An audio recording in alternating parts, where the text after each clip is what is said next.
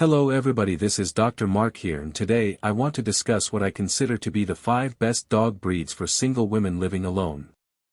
I have worked with all of these dogs and can comment on the good and bad parts of their personalities. If you are a single woman, and are looking for the best dog to protect you, I have several breeds that I prefer to recommend for this role and several that do not do as well. Do you live alone and want the safety and companionship of a loyal guard dog? You should start by considering some specific breeds. While some thieves avoid any house with a loud dog, they are more likely to be deterred by a large breed with a thundering bark than a shrill-voiced lap dog, no matter how good his intentions are. When choosing your new friend, you need to find a dog with the right blend of personality and temperament. All 5 of these are great dogs to choose from, so I do not consider any of the better than the others. With a muscular body, thick jaws, and a strong neck, the Pit Bull Terrier really looks a lot tougher than they act. However, there have been several famous cases in which a pit bull has defended his owner from attack. Any strong dog should have some basic techniques enforced so that his manners will be better. They are often so friendly that it may not be the best choice for a woman living alone. They are playful dogs and a lot of fun to have around, though. Pit bulls are good with kids but not always great with other dogs. They are not big, only a medium-sized dog, and although they are muscular they are a lot easier to handle than many big personal protection breeds. Pits do need to be socialized if expected to be around smaller dogs or other pets around the house. They are usually fairly healthy, but some lines may have hip dysplasia, thyroid diseases, problems with their knees, mange, and even heart disease. One of the most common reasons I see them is for skin disease second to allergies. Some of them will respond to mild treatments like antihistamines, but they may develop a secondary yeast infection. They live to about 12 to 14 years. This breed is often available in animal shelters. I do recommend socializing and training your puppy when young so that he does not pull your shoulder out of socket when you are walking him, so if you are looking for a dog that is already an adult, do some searching.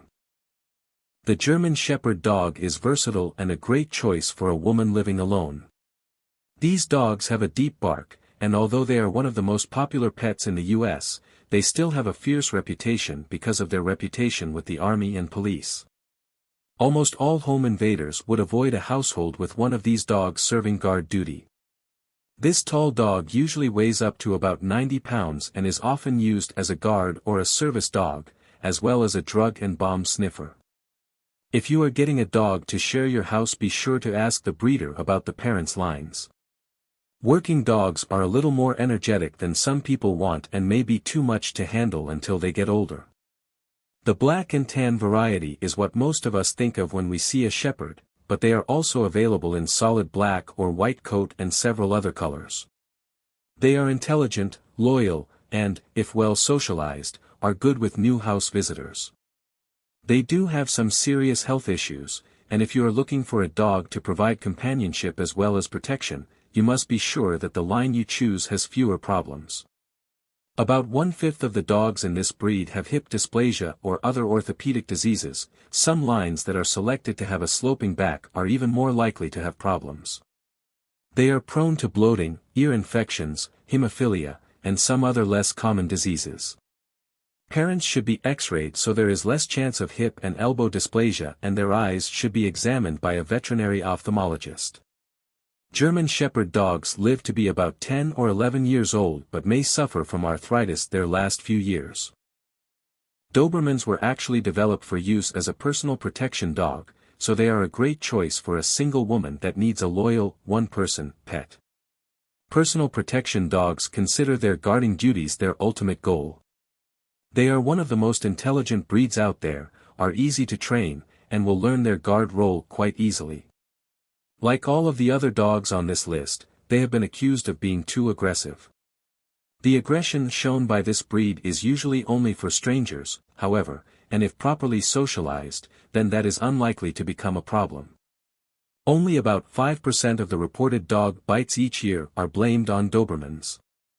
Dobies are not as big as some of the other protection breeds, only about 26 inches tall at the withers and about 70 pounds, but they are muscular and athletic, making every kilo count. They are usually black and tan, but there are several colors available as well.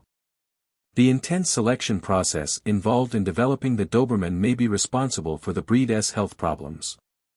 They suffer from a type of heart disease known as dilated cardiomyopathy, a musculoskeletal disease called cervical vertebral instability, and hemophilia, otherwise known as von Willebrand's disease. Like most big dogs, they can also develop hip dysplasia, and they usually only live to 10 or 11 years old. Rotties are a great family watchdog and make great companions for any single woman as well. They do well in Schutzhund, personal protection dog, competitions, and are loyal and eager to guard their owner.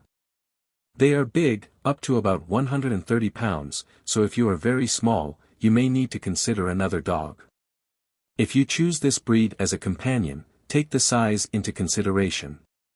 Because of their size, they'll need good socialization during the critical period. If your dog is not well socialized, you may find that he or she is difficult to handle when friends come to visit. Many of the dog bites reported in the US are blamed on Rottweilers, but in my opinion it is due to poor socialization when young.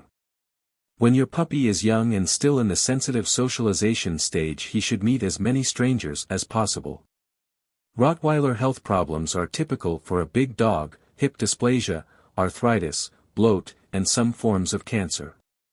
They also are prone to obesity if not exercised enough. They should be exercised every day but need to be well socialized when young to be sure they will not be hard to handle on a walk.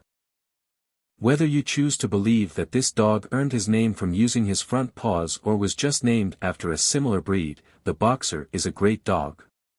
They are playful and the ultimate companion for a person living alone.